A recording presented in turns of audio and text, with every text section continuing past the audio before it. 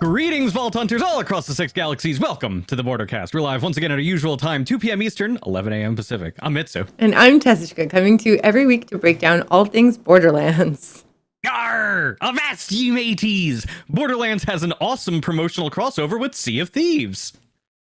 And Triple G is here to talk with us about Endgame Rush's 2.0's conclusion, the winners, and what we've all learned from the event. Hi, Triple G. It's good to see you. I've been remembered. I will keep doing this to the day I die. Say thank you to Mitsu because he wrote it in the thing, so I couldn't miss it. Not that I'm looking directly at you or anything. Oh, I like that. Mental Mars in the chat already getting the jokes out. Borderlands. You have Argos in the US. Yeah, You have a shop called Argos. I don't No, know. they What do don't they really sell? UK, Joe. In the UK, they go, where do pirates shop? And they go, Argos. Oh, that's You great. don't have Argos. You don't have Argos. But you could get lunch at Arby's if you want. You could. Well, actually, no. Their favorite is Long John Silver. Oh. See, that's somebody's gonna get that reference, but not me. As always, we want to take a minute to thank our new listeners on iTunes, Spotify, and Stitcher, and those watching live on Twitch, YouTube, Facebook, Steam, and later on the VOD on YouTube. If you're enjoying the program, we would love for you to give us a big old like, follow, our favorite, since video games and the content creation around them are serious business. That's it. Very serious. Yes. Oh, yeah. Triple G, it's so good to have you back on the show, by the way. I have to tell you, or I should rather tell everybody else, because obviously you know this, in the lead up to having you on the program, I did not realize, I thought Endgame Rush 2.0 was, I think, 1 week this year. I don't know why I did, but I asked you, I think 2 weeks ago, and you were like, no, it's ending 2 weeks from now. I was like, wait, it's not a 2 week event? It's now 3? And what exactly was that again? Why was it extended for a week or two? So originally it was supposed to be 2 weeks, but the vault card came out. So we gave everybody a week to farm the vault card, and then they could still have a week to, continue on with Endgame Rush. So because we didn't know at the time what was going to be in the vault card and how strong certain items were in the vault card. So we gave everybody an extra week. And we're going to talk about Endgame Rush 2.0 a little bit more in a bit. Specifically, I am now curious, now that it's been brought up, how the vault cards, this season's of vault cards anyway, have affected Endgame Rush 2.0, if at all. I mean, they might not necessarily have, right? So, I don't know. We'll find out. But yeah, yes, we are also in the midst of celebrating Borderlands 3's second birthday. Almost here. It's only 2 weeks away, a little bit more than 2 weeks. September 13th, which is like a week before my birthday. So I'm really excited for whatever is happening. It's like I get Borderlands birthday and my birthday all at the same time. I know. Are we born on the same day? We've talked about this. Yes. Yeah. I was about to say, wait, we're born on the same day. Hold on a second. Yeah, it's weird. Oh, that's very weird. It's awesome, but it's weird. Yeah. Maybe a long lost brother and sister separated at birth. Who knows? Considering how I'm adopted and the whole family history thing, anything is possible in this crazy universe. You could be the Calypso twins. Oh my god! Actually, that's I mean, you're gonna die, unfortunately, Missy. But Tess, you live for a bit, you become a monster for a little bit. I am very sorry, chat. I had a setting that I forgot to change, and that's why it was really loud. Thank you for letting me know. Were you blowing out everybody's ears? A little bit. I'm so sorry. Rip headphone users. As we like to say on twitch.tv. My power is flickering. It's fine because I'm on uninterruptible power supplies, but just in case anything happens, just so you know, we'll be right back.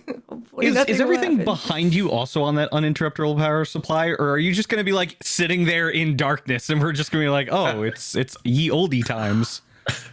Some of I don't remember some of it. So I don't remember because there's so many things. So one of the things that I did right around when Borderlands 3 launched actually was because I was going to be sort of doing more things with the Bordercast and etc. So I moved my office into what used to be our living room in our apartment. And I put it in the middle of the room because I was like, oh, there's going to be a big backdrop and I need space for things. And I just want to have more space. And I got a bigger desk and all this stuff. But being in an island being an island in the middle of the room is actually a challenge because there's no power outlets. Oh, everything has to be done by extension cords, right? Yeah, well, so what I actually have done is I have 2 uninterruptible power supplies here. And then I have, those like industrial strength covers that they have in warehouses that you can drive like the big machinery over that cover cables. Oh yeah, the like ultra hard plastic thingies. Yep, I have those all over my apartment. It's great. But yeah, so I think some of these lights are on one of them, not all of them. I think. Well, no, because all we'll see is your teeth because your lights will go off. So. That'll work. Well, I mean that jacket is very yellow. We'll probably see that too. Yeah. I do kind of live the neon life. Anyway, moving on from my weird power issues. I was gonna say, just last comment before we move on. This is a good time for you to once again reconsider getting a glow in the dark Maya sleeve tattoo. I have there's no need to reconsider because I still really want to do this. It's just well, are you going like full glow in the dark too with it? I was gonna get I wanted to get blue, kind of like my shirt blue, for at least like most of it, and then I wanted to do some glow in the dark detailing because the problem with glow in the dark is that glow in the dark like tattoo ink, because I did research this a lot, it fades more easily, and I want it to show up. Like I want it to be visible all the time, right? I don't just want it to be visible when there's black light on me because it's not all the time. I mean, I guess I could add black lights, but anyway, I wanted both. So the plan is to do both, to do like little highlights in glow in the dark. But COVID, man. Yeah. I mean, I know most of us, thankfully, at least most of us, I think, are vaccinated. But like, even if you're vaccinated, it's still not, really safe to do much or do. We're still at a point where the less you go and do, the fewer situations you put yourself in, the less of a chance that you could get someone else sick or you could yourself get sick. And so I'm just avoiding unnecessary things, not to the same level that I was, but I'm just trying to be considerate. I don't go anywhere, so it's unlikely that I'm going to get anybody sick, but still, That's perfectly reasonable. Yeah. So yeah, what is it?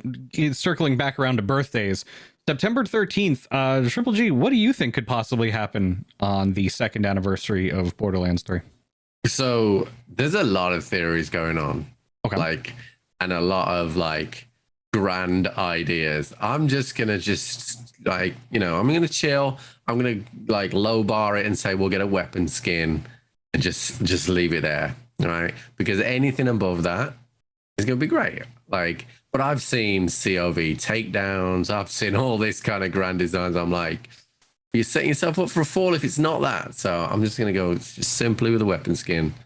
And then who knows? Yeah, it could be 5 golden keys. Could be 5 golden keys. Yeah. That'd be amazing. It could be both of those things. I would be really surprised if it was just a skin. What was the 1 year? What was 1 year? What did we have? I can't for remember. 1 year? I don't think there was anything specifically done for 1 year there that was like definitely outlandish. stuff for 1 year. No, there was one thing. There was something done. I can't remember what it was. Yeah, I don't. I have to scroll all the way back to the show notes and be like, oh yeah, what was last year? Yeah, it was. There was something. Twitter doesn't let me go back that far. I found that out the other day. But yeah, there was something. But yeah, I think we've just had an incredibly generous. Here's all the cartel events, everything for free. I would love for there to be another takedown, but I'd be very surprised. Oh yeah, I don't want to get my hopes up for that because that's not fair, right? It's not fair to expect that because we've already gotten so many awesome things. We've gotten free takedowns, we've gotten free events, all this stuff. But if that was to happen, oh my God, that would be incredible. Right? But yeah. Can you imagine if they added another Vault Hunter right now? Oh my God. Oh, that'd be crazy. Why did you say that? Why would you say that? No, because everyone's like, we're not doing any Vault Hunters, we're not doing any Vault Hunters. Oh, by the way, Wonderlands is soon. Here's another Vault Hunter. Oh my God. No, that would be funny. That would be funny. It'd be funny and it'd also be hilarious and it'd also be amazing, but I can't see that one happening, all things considered. Just not. I'll stick with my weapon skin. Yeah, I think that's the safest bet right now, but I have a feeling it's probably good. I don't know what it is, but I have a feeling it's going to be a little bit more. I don't know why, just something in my heart. And speaking of Gearbox making the moves, Gearbox is expanding. I don't know why I didn't expect this, actually. Embracer recently, as we've talked about extensively, invested what? All things considered, if they hit all their marks, $1.3 billion into Gearbox, which means that Gearbox has more money to make more things happen. And one of the things that you do when you've got more money and they're looking to rapidly expand to make better and better products is to open up a new way of creating those things. In the gaming industry, we call those a studio. And so Gearbox has opened up Gearbox Quebec. Specifically in this case, Gearbox Montreal. Yeah. So there's now a Gearbox Frisco down in Texas, a Gearbox Montreal, and a Gearbox Quebec. So they have 3 studios to work on all Borderlands related properties and other IPs that Gearbox owns. So that's really cool. I did not see that coming. Yeah, I think it actually makes a ton of sense because the studio, the studio that was in Quebec is responsible for some of our favorite DLCs, and they do a lot of really, really amazing work there.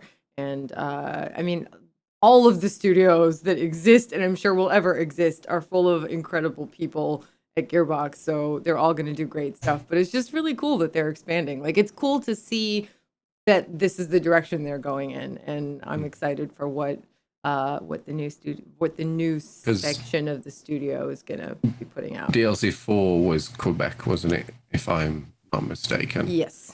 And so was Commander Lilith in the Fight for Sanctuary, I believe, as well. Yes. And the first 2 as well, weren't they?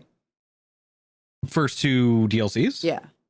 I don't know. I'm pretty sure 1 is. I think 2 might be. I'm not 1, sure. 2, 3, 4. I don't believe was, because that was Matt Cox, and then there was somebody else for 4. Yeah, no, 3 was Matt Cox, but I think yes. I think 1, 2, and 4 and Commander Lilith were all. I don't know. I might be wrong. But I think. Yeah. Things have changed so rapidly that it's tough to keep up sometimes. I definitely know it was Commander Lilith, and I really enjoyed that expansion. Yeah. And 4 was incredible. I know that for sure because I streamed. I was going to do like a 4-hour stream the day that DLC came out on my channel, and I streamed for 12 hours straight, a little longer than 12 hours, just like could not stop playing it, and all the devs were hanging out and chatting and being so sweet, and it was just like, it was such a good experience playing that DLC for the first time. I haven't done a stream that long. I hadn't done a stream that long in a really long time, and it was just, I couldn't stop. Anyway. They knew. Yeah.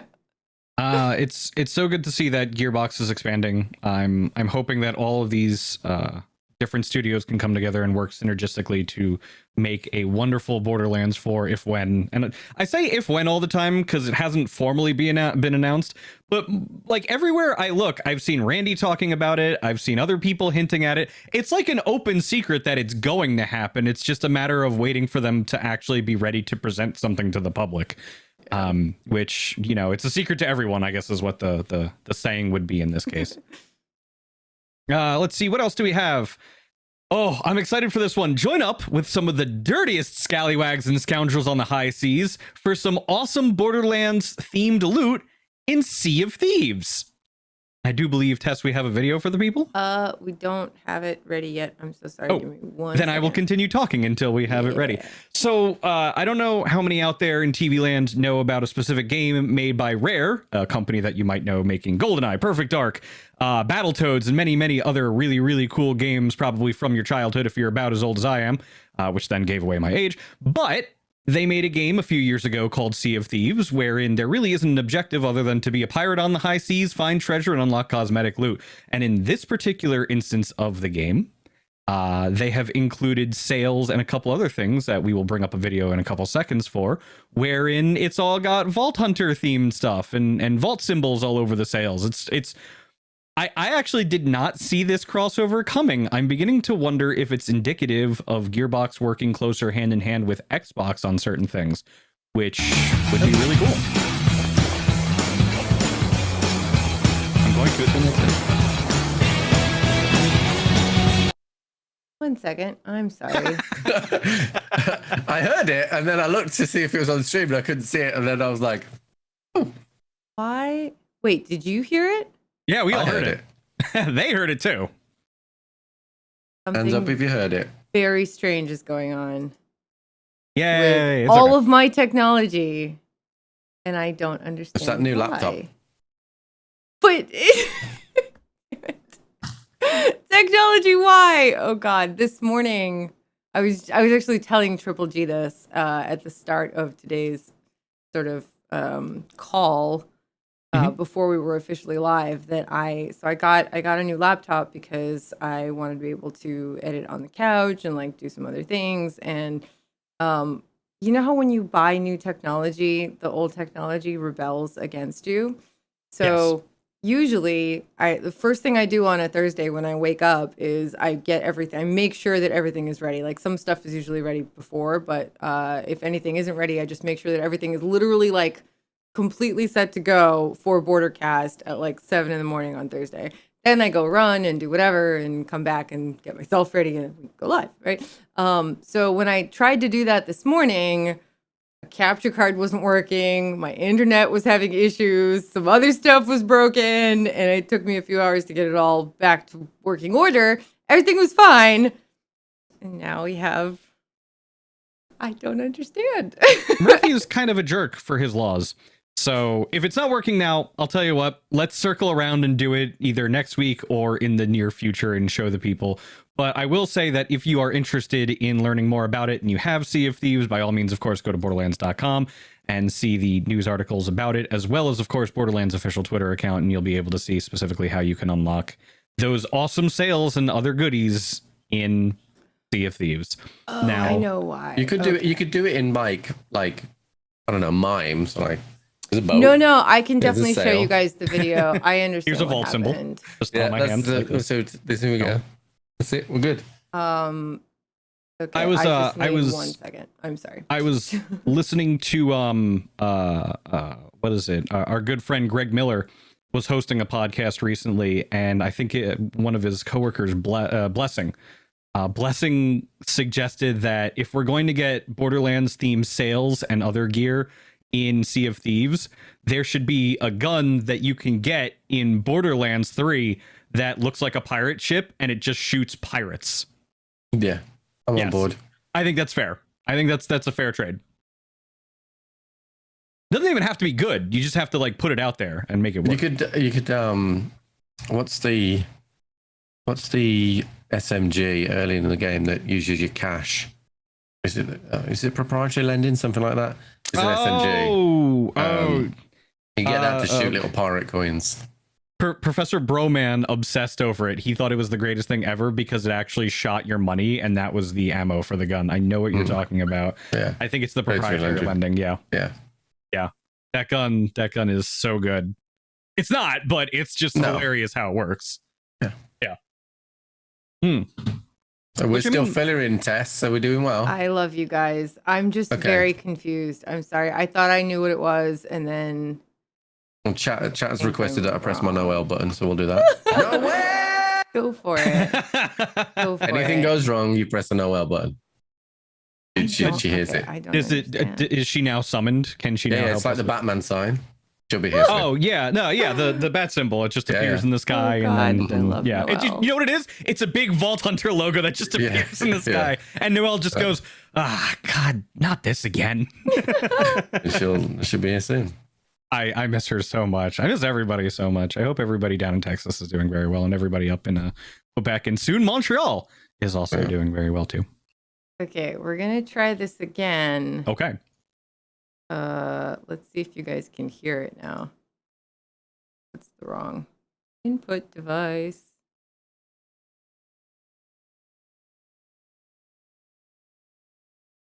I'm anxiously awaiting. Yeah. The video is loading. I hope it doesn't come in really loud because it'll really make me jump when you're like, you know, when you're holding your breath. You're like, is it here? Are you serious right now? Did the internet die on the other computer? Oh my God. Did it? Maybe. No. Hold on, please. Rebuffering. Look, What is happening? start pedaling underneath your desk. See what happens. Seriously? Okay. Okay, hold on. All right. Nope, we have no audio. So I can show you guys the cool video, but no audio. I'm really sorry. I don't know what's going on with my technology. I basically had to use a backup capture card to be able to show you things. Why don't we post a link of the tweet? Yeah, in chat? let's do that. Let's do that. And I will Yes. also put it in the description. I swear this was all working this morning. I'm so sorry. It Good happens. Lord. Lord knows, you know how often my camera acts up, Tess. It's not like you're alone in technical issues. Believe me. My camera, for those of you who don't know behind the scenes, sometimes just likes to derp out. I'm sure you've seen it a few times if you've watched the show for quite some time, and it is incredibly frustrating when it happens. But that being said, Vault Card Series 2 released a few weeks ago, to much fanfare. Triple G, how are you liking Vault Card Season 2? I have played a bit of it, so I've used a few of the weapons. I have not played Tales, so for me, it missed the mark for me, but only because I haven't played Tales. I know some of the characters because people always talk about. Right. There's that guy. There's some guy in my chat every single time I stream saying bring Fiona back or bring someone Fiona. Always, Like, forever and ever, you will see yeah. that forever until that happens. But because I haven't, the cosmetics, cosmetics are always cool. Right. But it didn't really, I didn't have that nostalgic factor that I did on the first one. Like, I literally haven't taken Roland's berry off my Zane the entire time. It just sticks there forever. You guys want to try one more time? I think I got it. Maybe. Okay. We're going to try one more time to display the Sea of Thieves sales Okay. for Borderlands. I'm actually going to show you guys the thing. I can see it on the stream. Yeah. We did it. Yes. Now we have audio.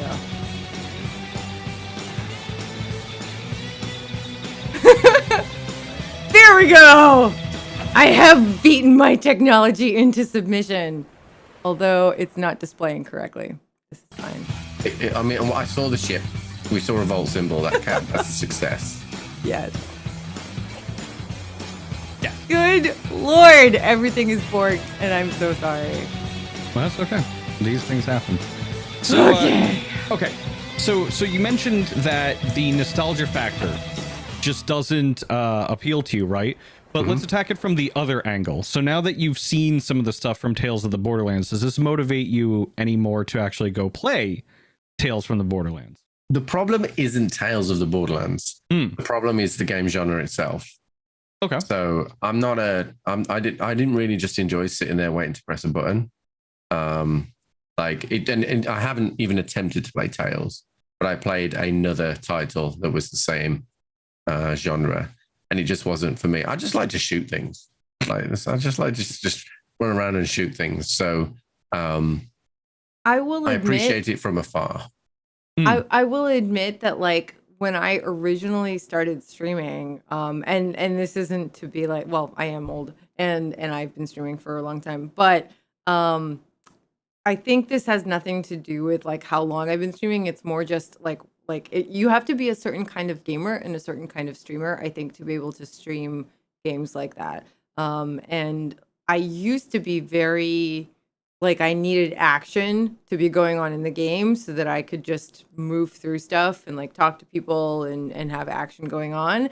And in the last few years, I feel like maybe my tastes have changed, or I don't know, something changed to where I could like slow down and just chill with you guys more.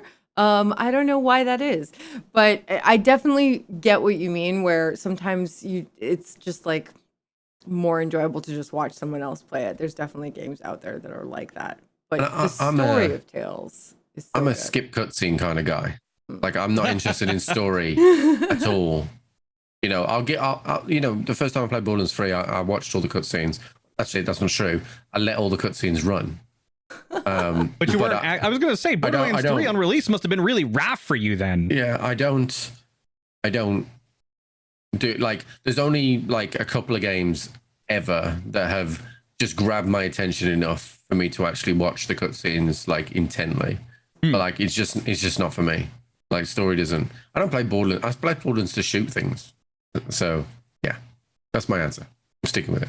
I mean, it's fair. I mean, I'm not going to be like, oh, how dare you not play video game? You don't know it. You know, it's just, I was wondering if maybe this kind of like piqued your interest a little bit more. I will say this much. Slade, I always get confused between Slate and Slade. Slade is in Borderlands 2 in Captain Scarlet's Booty Bay. If you want to go hang out with him and see what kind of like creepy scumbag he is in that game, if you haven't had a chance to go back and play that first. But yeah, everybody else is basically a Tales reference, if you will. So Yeah. let's see. All right. Oh, yes, there is a Borderlands movie happening. We absolutely don't have anything pertaining to that. My only hope is that everybody who was involved in the filming of the Borderlands movie managed to make it back home safe and sound, and they are enjoying hopefully a well-deserved break. If they do, Yeah. I imagine some of them are probably getting back to work almost immediately from when they get back, because troopers. That being said, there really isn't any update, and I guess it's probably because Eli is hopefully in the tank right now editing the movie, and we'll see where it takes it. Yep. Still super excited for it.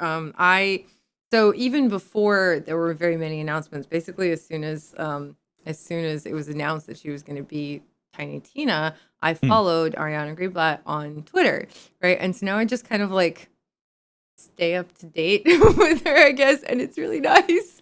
Even though I know a new she's piece of clothing or something this week. yeah. Someone sent there her was- a jacket or some yeah. shoes. I remember seeing that, and it was Some really Borderlands, cool. like somebody who did Borderlands art made her either a jacket or a pair of shoes. I can't remember what I it think was. it's a jacket. I'm gonna find it real quick because it'll come up for me really quickly, hopefully. But yeah, she's just so fun, and she's such a good actress, and it's so cool. Yeah, so it's a hoodie, and it says "I am Tiny Tina," and the reason that it was in my head was because it was like, you totally are, and it's so cool. I'm gonna put the link to the tweet in chat so everybody can grab it because it looks adorable on her. Just saying. I'm sad I missed that one. I'm usually on top of these things. What did it happen while I was in transit or something like that Probably, last yeah. week? I think Yeah, At so. because some point. yeah, one day we'll talk about the heck that I had to deal with gosh, in getting yeah. back to the United States of America. But unfortunately, we do not have the time today to even bother going into that one story real quick. Yeah. But yeah, I'm gonna poke my head in and see this real quick. Oh my god, that's really. You know what it is? That was sent by Lionsgate. I saw It's the a little, wrap okay. gift. So like, Aw, it's so that's really nice. I didn't know they did that. It's just, I mean, it totally makes sense. Like you work super hard on a project, and then when you're done, it's like I think about this because my better half and I watch too many TV shows before we go to bed at night, and like, you know, we watch seasons of shows and we watch movies, and then we think about, like, at least I think about how long it took them to make something like that in depth and that complicated, and how they must have become friends and like had all these cool experiences making the thing. And then when they're done, that's it. Like they literally are changing jobs and changing, like, I mean, maybe they live near each other and they stay in touch and stuff, but it's not the same thing as like working together on a kind of everyday basis for a while, right? So like, I feel like having something to take home with you or getting something so cool like a wrap gift is just really nice. It lets you like hold on to a piece, like a tangible piece of that, really all of the really cool memories that you made. So I think it's really sweet that they sent her that, and she is an amazing Tiny Tina, and it's just really cool to hear little tidbits of movie. I'm excited for when it actually happens and we get to, you know, see it. It was my understanding that a lot of actors often try to sneak little, not necessarily sneak, but like props and things like that. They'll talk to prop department, or they'll try and ask to take their costumes home and things like that. And some stuff you actually can get away with because it's custom made for that particular actor. Or, you know, sometimes it's rented, or they have to sell it back in order to cover costs for making the movie. So they're like, no, we can't actually do that. So it's these wrap gifts, this particular hoodie, and that hoodie is fire, by the way. Damn, I want Yeah. not necessarily with I Am Tiny Tina on the back, but the Borderlands logo on the arm is really nice. Like it looks really good. I'd buy that hoodie. Yeah, it's really cool. It's really, really cool. I could talk about the movie and Ariana all day. I think they're all awesome, and I'm excited to see the fruits of their labor. But we have a cool, really amazing challenge to talk to you guys about. Triple G's End Game Rush. I wonder what you were talking about then. Yeah. Triple G, who happens to be with us, hanging out above our collective heads, came up with this really cool challenge last year, and it went super, super, super well. And so he decided to run it again this year. And can you tell us a little bit more about like what the challenge entails and how it went this year? So Endgame Rush is essentially the endgame content in Borderlands 3. So it is both takedowns on True Takedown, which is the harder difficulty, Team of Horus, which was added in Season 2, the 6 Proving Grounds, and the 3 Circles of Slaughter. So originally, it just came about from me just running this on the Borderlands channel, just for fun. But one day, I was feeling cocky, and I posted it on Twitter with a time, and then that's how Endgame Rush kind of came about. So Season 1... we had some rules. Season 2, we kind of just let the floodgates open and just banned only 2 things. So it's been really interesting because we're faster. Everybody's faster this time around than they were the last time around. But we have one more thing to do. That's interesting. So part of it is the understanding of the game has got more. There's people understand the game a little bit better. Part of it is we've had a couple of new items that help from either the company man or maybe a new class mod, and we've had buffs and nerfs and stuff like that. So there was in Season 1 we just did an overall category and it was dominated by Zane. So in Season 2 we didn't do an overall category. We just stuck to the Vault Hunters themselves and allowed people just to compete against the same classes. And that worked really, really well. So we centralized it in the Borderlands server so that everybody wasn't just DMing me and I wasn't a central point of failure. Luckily, so Sheriff and Quag and Lazy, they have done like 90% of the stuff on Season 2. I am not exaggerating in the slightest, because when I set this up for the date, I didn't know how busy my life was going to be outside of Borderlands. So they have done a tremendous amount of work. So for every name that you see on the board, most of those people submitted 2 runs. Most of those people, their first run was probably slower than their second run. So it just on average, like you're watching somebody's run for a couple of hours, like each person. And you skip the video forward in bits, but you need to watch that they didn't skip the platforms, that they waited for mission complete, and all that kind of stuff. So the amount of work that's gone on in the background to get the leaderboards has been like, it's tough. So let's go through some of the things, because there were some real standouts. So I don't know if Tess, if you can bring these up. I have these. So you tell me who's on first. Amara's up first. Amara's up first. Hold on. Yeah. Okay.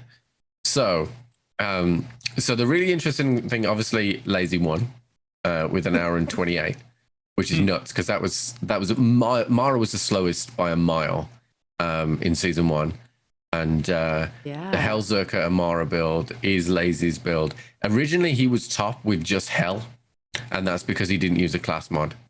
He was in first place without a class mod. Then he used his Hellzerker. But if you look at whoever's next, that's the lazy factor. The builds, the other builds, Supernatural, Trucker Amara, those are all solid builds. Those are all really good builds. Any build that does it 2.5 hours or below is a very good build. But the distance of nearly 12 minutes is lazy data. It's memorizing proving grounds, spawn-ins, memorizing the takedowns and all that kind of stuff. That is just the lazy factor. So some really good stuff in there. in the Amara one. Then who's next? This Black is up next, which I also see Lazy has won that, although Quag is very Quag was close very behind. close. Yeah. I wasn't far off either, but you will notice my absence from this board. Yeah. And that is because I can't follow my own rules.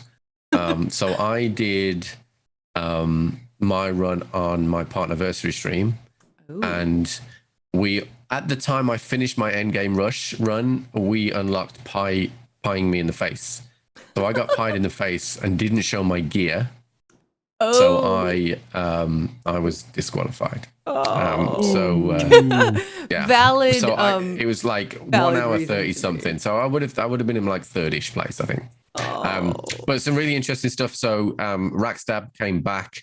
Grenade Racks was with the Guardian Angel and just literally being a baseball player and throwing lots of grenades and watching everybody die, which was really fun as well. So lovely shout out to Sheriff, who holds the world record for the longest endgame rush of all time with 6 hours, 23 minutes, and 16 seconds. Yeah, I'm so proud I of should have some her. sort of applause button here. Yeah, seriously. I'm so proud of her. I'm so proud of her for like taking that chance and being just a badass and doing it. Because I talked about doing it too, but like Endgame Rush is really intimidating for me for some reason. And it does take a while if you are not superhuman, like Lazy Data or Grumpy Reaper or any of these amazing humans or Quag. It's intimidating. And she did it anyway. We're going to talk about the intimidation for season 3 in a little bit. So who's next? Okay, so up next we've got Mose, the lovely Mose. So my favorite. Mose was really interesting. So Banjo Bear, I don't know if it was on Ultimate Vault Hunter, but we talked at length about Banjo Bear before on either a previous episode. But Banjo Bear won it, and then Hybrid Mose was very, very close. This was the closest that somebody got to Lazy. And then obviously Rocket Fear is just behind that as well. So these were, again, all like really, really solid builds. Mose is nutty. Most of them actually, when you think about this, like there's a lot of in Iron Bear in some of these runs. Yeah. And just mowing people down in Iron Bear with nukes, as you do. So that one was pretty good. And then finally, we have the Garwood show. And this is nuts. So he's so much faster than anybody else. And he's just down to his skill. There's no getting around it. He's inhuman. Like, wow. No one can get. I wanted Lazy to go after him to see how close Lazy could push him. But so the interesting thing about Garwood's run was that last time he won this, he used a Plague Bearer. This time he used the recently buffed the Hive. So it was really interesting that he did that as well. Grumpy Reapers was one of my favorite. You can't see the name because it says GRP because it was so big, but it was Gender Reveal Party Zane. And he had a blue Unkempt Herald and a purple or pink Unkempt Herald for one of the gender reveals for a male or female. And it was a pretty solid build, a bit of a meme build. But 2 hours 37 on a meme build was still a very, very solid time. And special shout out to Mr. Killer 6, who did 217 while doing a charity stream and raised $6,500 in the process while doing shout outs to everybody else. Yeah, that's super impressive. He definitely could have broke the 2 hour mark as well. He had a couple of gravity moments, shall we say. So he definitely could have done it. Oh, he pulled some Tesses. Okay, I see. I see something shiny over there, and I'm actually going this way, and I'm just going to look over here and keep running and fall down. Yes. Yes, but so the reception obviously was much stronger on the second time around than it was the first time around because more people knew about it. So we will do one more Cool. Endgame Rush before Tiny Tina's Wonderlands, which we don't know when that is yet, but it says early 2022, so who knows? So we will do one more. It's either going to be the last week in October or the first week in November, and it will be a full-on charity event. Oh, nice. So, okay. I can You get love to behind hear that. it. Yeah. So the idea to put off intimidation is that we will have, I can't promise this. I am trying to get a sponsor for each Vault Hunter. Ooh. I am trying to get a full-on prize, not something small. I'm trying to get a full-on prize. So I've reached out to a few sponsors to ask them to sponsor a Vault Hunter. And to win a prize, you don't have to be first. You have to be in the top 10, and we'll pick from random in the top 10. Oh, And then that way it just doesn't guarantee that Lazy and Garwood win. Okay. Not that I have anything against that, but I want to approach, make it as approachable as possible. So at the moment, it may be for St. Jude's, it may be for Save the Children, or it may be for Extra Life. Those are the three that I'm looking at the moment. But all I'm going to ask is that you just run the donation link as you're doing it. And then I'm going to ask people like yourselves to do it just one go. And I'm hoping that all the content creation team will just have one go so we can raise a bit of money, because a little birdie tells me that there might be whisperings of the hunt coming back one more time. And I've spoken to that little birdie, and we will not clash.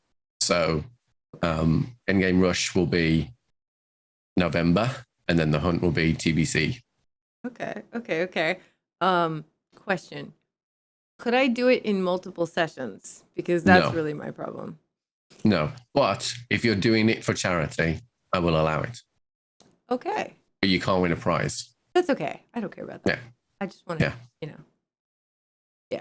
So that's the plan. Whether or not I can get the right sponsorship, I have spoken to a few people and I have had warm responses.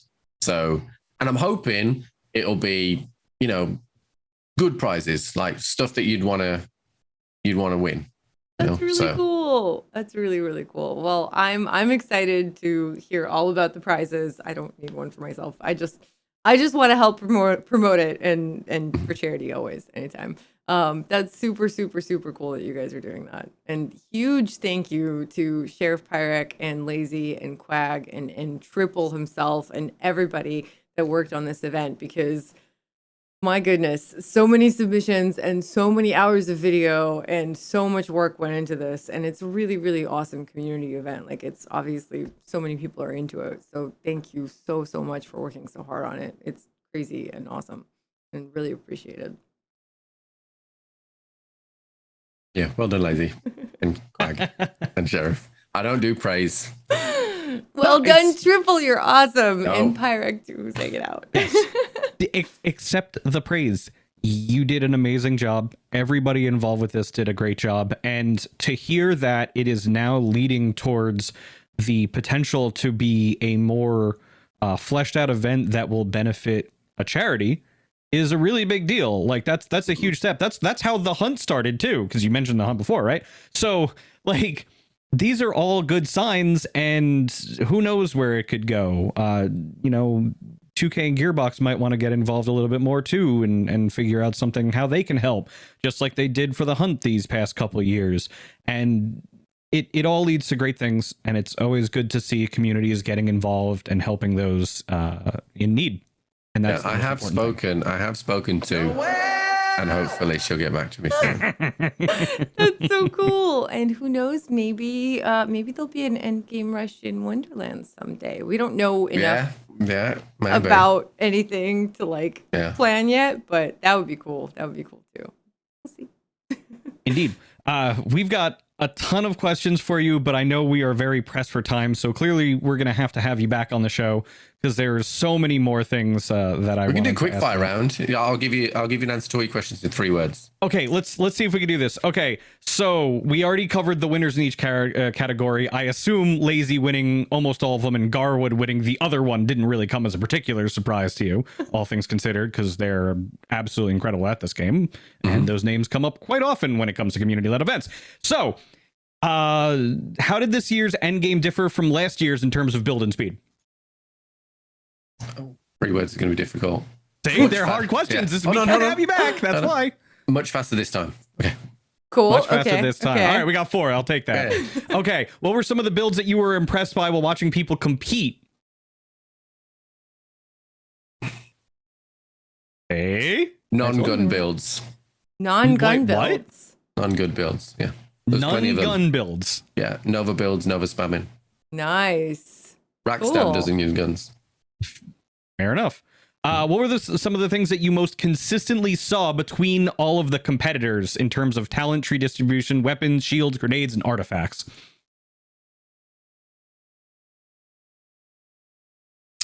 I don't know. That's a difficult one because that depends on the Vault Hunters. But the meta items were used, essentially. Okay, so stuff that you would expect to see in just general play anyway were used in this particular case. Yeah. Okay, I was wondering, it's just a personal curiosity question, because I was wondering if there was anything where people kind of went outside of their comfort zones to try things that weren't normally tried, to see if they would actually work more efficiently for the type of game that Endgame Rush 2.0 is, but I guess not in this particular case. Of course, we've talked about the shout outs to all the amazing people who helped you over the course of the event. And it seems that this question's also been answered too. I guess you would consider doing an Endgame 3.0 at this point. Correct. Yeah. Correct. Would you also consider holding some sort of variant for this when Tiny Tina's Wonderlands comes out? Yes. And there's also the potential for One Tree Skill to come back. Yeah. Because we haven't run that again. Yeah. That one was fun too. And that one had a lot more people play it because it was a lot less time for people to do it.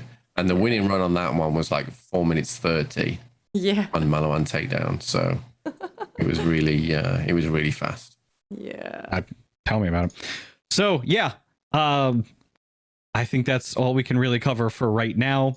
Unfortunately, we didn't have time to talk about a few things I really wanted to talk about pertaining to kind of some ideas about what a Borderlands 2 remaster would look like, but we can always talk about it next time on the show. And yeah, we gotta wrap up. Tess, if you would start taking us home. You guys, thank you so much for joining us. Thank you so much, Triple G, again, for first of all running this super cool event, and second of all, joining us on the Bordercast. It's always really nice to have you here. It's really good to have Mitsu back from the Great White North. The travels were crazy, but it's good that they happened, and now he's Only back to with turn us. around and leave for the Emerald City next week. Oh, I didn't know that.